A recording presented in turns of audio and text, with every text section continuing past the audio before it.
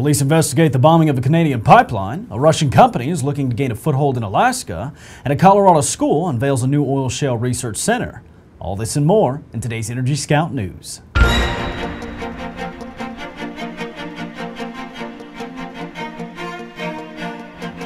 Hello and welcome back to Energy Scout News and Information. I'm Red Byers. Police in British Columbia are investigating an attempt to blow up a natural gas pipeline. A hunter discovered a 6-foot deep crater near the pipeline. Now, the bomb damaged a 12-inch Encana pipeline carrying sour gas to its Steep Rock gas plant. Officers say it could be connected to a broader threat against energy companies within the area. A new study says investment is a high-voltage backbone for the United States electric grid. It could cut oil consumption in half. The system would allow the grid to power plug in hybrid cars and decrease the use of home heating oil. United States Energy Secretary Samuel Boardman stated that it would be the electrical equivalent of the interstate highway system.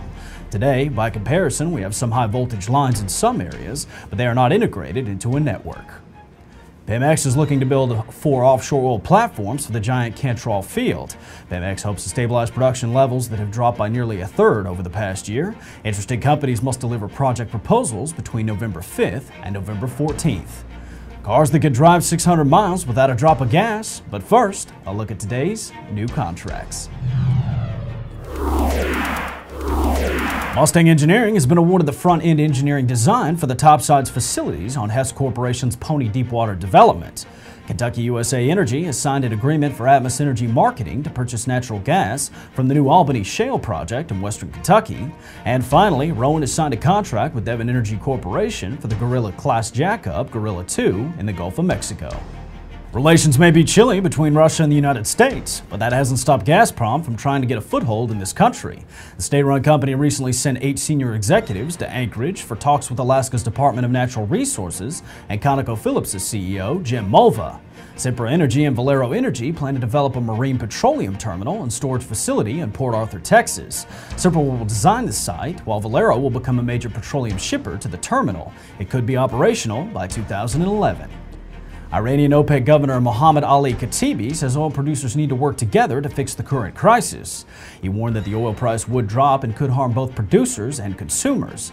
The best way to resolve the current crisis in the oil market is cooperation between producers to create balance between demand and supply.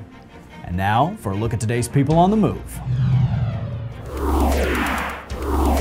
Occidental Petroleum has named Roy Panisi as Vice President, Controller, and Principal Accounting Officer.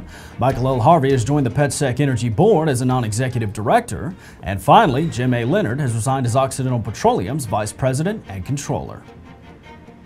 Williams Partners expects to have all repairs to the Discovery pipeline system finished by the end of December. Hurricanes in the Gulf of Mexico severed a lateral line from the main line. Discovery will not accept gas producers while repairs are made. The Colorado School of Mines is creating a new oil shale research center. It will be funded at $900,000 per year by oil companies Total, Shell, and ExxonMobil Upstream Research Company.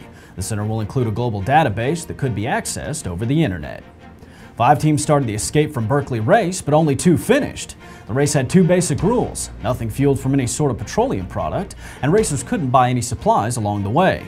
They had to scavenge for their fuel or accept donations. Wayne Keith made the 600-mile drive to Las Vegas in a green Dodge Dakota that runs on oxygen, hydrogen, and methane power converted from burned wood. He finished behind Jack McCornack and Sharon Westcott, who drove a green and yellow Roadster that ran off vegetable oil. Next year's race will be held on Memorial Day weekend and will conclude in Mexico. For more information on these stories and more, check out the news section on our site. And if you have any news to share from around the energy industry, you can email us at news@energyscout.com. And as always, we look forward to seeing you tomorrow.